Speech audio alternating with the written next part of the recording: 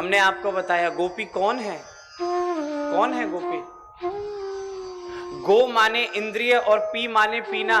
जो प्रत्येक इंद्रिय से श्री कृष्ण नाम को पिए, कृष्ण रस को पिए, उसे गोपी कहते हैं।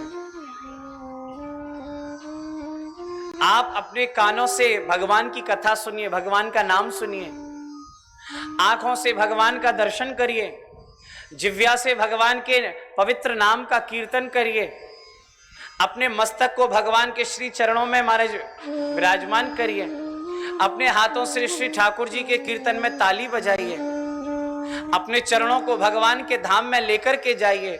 जो अपनी समस्त इंद्रियों को भगवान में लगाता है उसी को गोपी कहते हैं। प्रेम से बोलो। गोपी पुरुष भी हो सकता है, गोपी स्त्री भी हो सकती है। गोपी एक भाव है बंधुओं माताओं। हम आप देखते हैं बंधुओं महाराज, चाहे वो पुरुष हो चाहे स्त्री हो, महाराज श्रृंगार करके लहंगा फरिया पहन करके आप वृंदावन में न जाने कितनी गोपियों को देख लोगे। प्रेम से बोलो, है? उनको गोपी नहीं कहते। आपने नाम सुना होगा श्री राधा बाबा का। राधा बाबा गोपी भाव के महाराज सिद्ध महापुरुष थे। गोरखपुर गीता वाटिका आपने नाम सुना है? गीता वाटिका वहां पर विराजते थे। राधा बाबा एक बार श्री हनुमान प्रसाद पोद्दार जी से कहने लगे कि मुझे वृंदावन जाना है, अब मैं वहीं रहूंगा आजीवन। हनुमान प्रसाद पोद्दार जी ने कहा, बोले भगवान आपकी स्थिति ऐसी नहीं है कि आप अकेले वृंदावन रह सकें। आपको संभालने वाला कौन होगा, आपको भोजन देने वाला कौन होगा? क्योंकि बंधुओं राधा बाबा की ऐसी स्थिति थी कि 24-24 घंटे 48-48 घंटे बीत जाते थे महाराज। जहां समाधि लग गई सो लग गई। प्रेम से बोलो। श्री हनुमान प्रसाद पोद्दार जी ये गोपी भाव के सिद्ध महात्मा थे। लेखनी लिख रहे हैं, भगवान की छवि का दर्शन हुआ और उसी में महाराज 2400 घंटे निकल गए। उनकी धर्म पत्नी महाराज हवा कर रही हैं, भोजन लेकर के बैठी हैं। 24-24 घंटे बीत जाते थे, 48-48 घंटे बीत जाते, भोजन के लिए बैठी हैं, भोजन कराने के लिए, और महाराज बाबा का ध्यान ही नहीं है, हनुमान प्रसाद पोद्दार जी का ध्यान ही नहीं है। ऐसे सिद्ध महात्मा थे श्री हनुमान प्रसाद पोद्दार जी कि अपनी लेखनी से जब लेख लिखते थे और जब कुछ समझ में नहीं आता था तो जिस भी देवी देवता का वो आवाहन करते थे वही देवी देवता प्रत्यक्ष सामने आकर के महाराज उनकी चिंता को दूर करता था।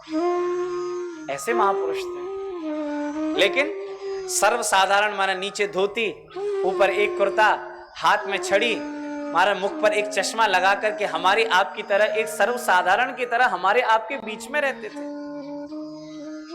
हमारे आपके भारतवर्ष का यही सबसे बड़ा दुर्भाग्य है। जीव जो चीज हमारे जब पास में होती है तब हम उसका मूल्य नहीं समझ पाते, और जब वो हमारे पास से चली जाती है तब हमको उसकी कीमत पता चलती है।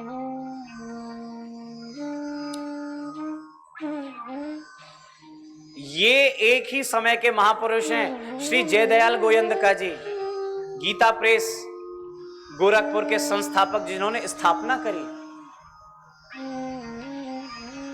हनुमान प्रसाद पोद्दार जी, कल्याण नाम की पत्रिका निकलती है, उसके संस्थापक वह महाराज लेख लिखते थे। राधा बाबा साक्षात गोपी भाव में महाराज स्वरूप में भगवान की अंतरंग लीला में, महारास लीला में महाराज मंजुलता नाम की सखी के रूप में श्री राधा बाबा विराजमान है।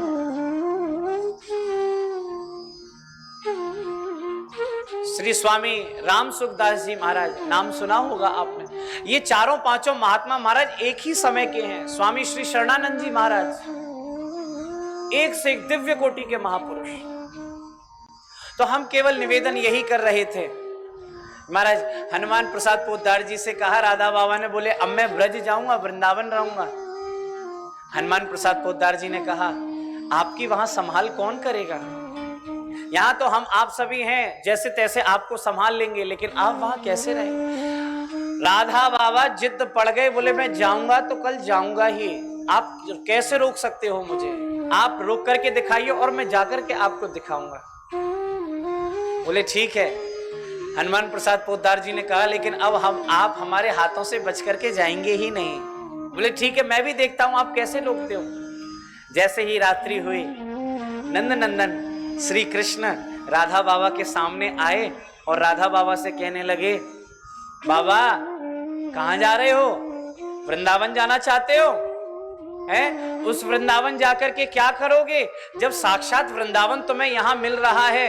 अरे हनुमान प्रसाद को क्या तुम साधारण समझ रहे हो?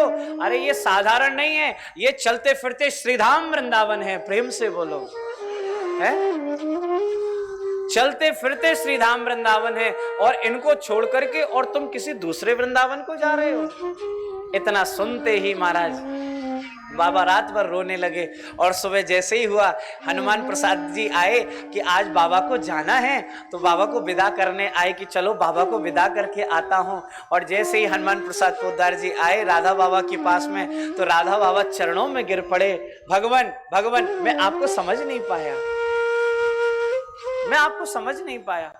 अब नहीं जाना मुझे वृंदावन, मैं आजीवन आपके इस दिव्य शरीर को छोड़ करके कभी दूर जाऊंगा ही नहीं। हनुमान प्रसाद पोद्दार जी जब पहले गए, बाद में राधा बाबा गए इस भूधाम में हमारे इस लीला को पूरी करके, तो राधा बाबा की ये जिद थी कि जहां भी हनुमान प्रसाद पोद्दार जी की समाधि बनेगी वहीं पास में ही मेरी कुटिया बनेगी। प्रेम से बोलो, वहीं मैं रहूंगा। आज ये ज्यादा नहीं, आज से लगभग हमारा 30 वर्ष 40-50 वर्ष पूर्व की घटना है।